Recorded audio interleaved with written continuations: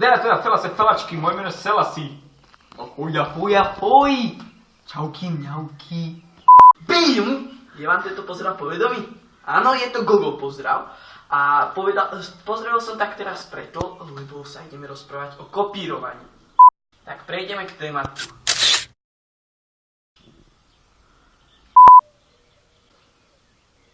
Kopírovanie na YouTube je veľmi závažná vec. Každý po niekom kopíruje.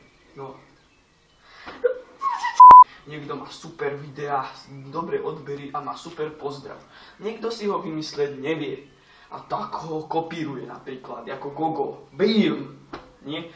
Toto video je už samo o sebe kopírovanie, lebo na Zemi je okolo 7 miliard ľudí. Z toho asi 3 miliardy sú youtuberi, každý z nich, niektorí majú channel a tak.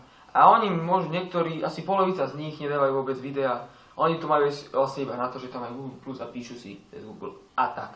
Ale tí, ktorí majú normálne videá, tak pozerajú youtuberov a takisto, ak ich majú radi, alebo proste ak ich poznajú z počutia, tak potom si ťa nájdú niekde omylom, iba tak, keď budú blúdiť po youtubečku a povie si, aha, ty kokos, ten začína presne tak, ako tamten.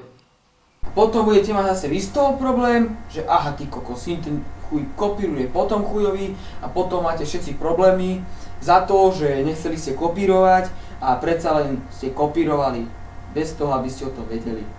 Týmto sa s vami lúčime. Myslím si, že ste si z toho mohli zobrať dosť vedomostí o tom, že je to špatné a tak. Čiže všetci, čo nám dajú odber, like, tí budeme mať strašne radi, akože wow úplne. Tak čau. Tschüss. Čau. Tschüss. Auf Wiedersehen. Auf Wiedersehen.